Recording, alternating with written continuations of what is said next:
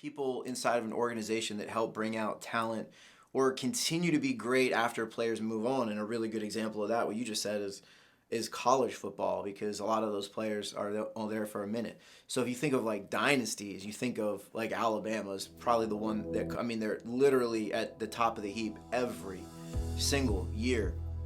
And it goes back to Nick Saban, who's the head coach.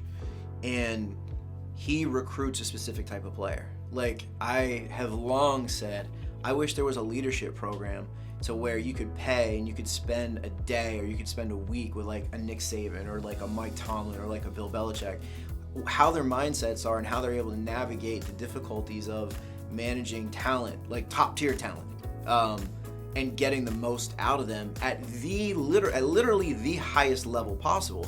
And I remember there was a Zoom that leaked over COVID when he was recruiting, and it was the nuts and bolts of it were, it was just he knew his team so well, and he knew what the value proposition was. The value proposition is, other teams are going to sit there and say, hey, why go to Alabama?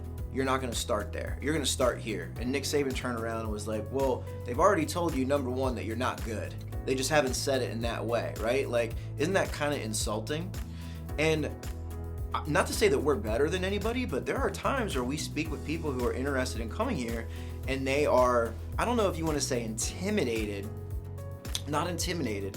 They don't see initially the value proposition of working with like a Brian Kutu. They see the value proposition of working with Scott Lushing, with a Chris Buttafuoco, with a Nancy Aguirre, with a Ralph or a Will, and all these people that are the top 1%ers that are here, right?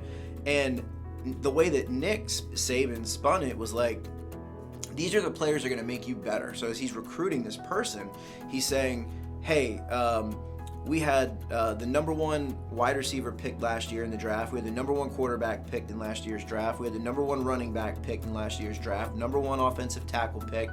Number one defensive back. And if you go back and you ask them, like, they're going to tell you, I got better because I locked up against this person who got picked number one in practice. That person made me better. It's the same mentality here.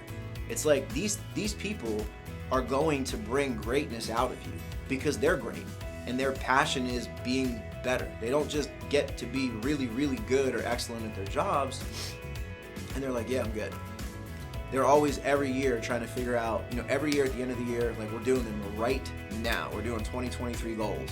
We can implement and get better on a daily basis to make sure that we are competing at the very, very, very, very tippy tip of the spear, and that we present the best options out there for people to not only become great, but continue to chase greatness on a daily basis, on a yearly basis, their entire career.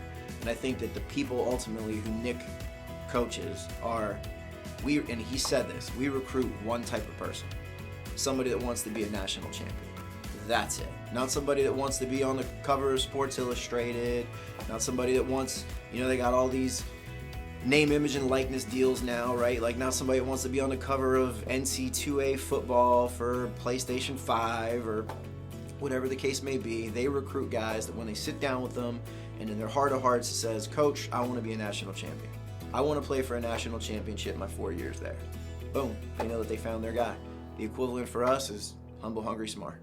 Doesn't get any more national champion than that. That's the type of people that we recruit.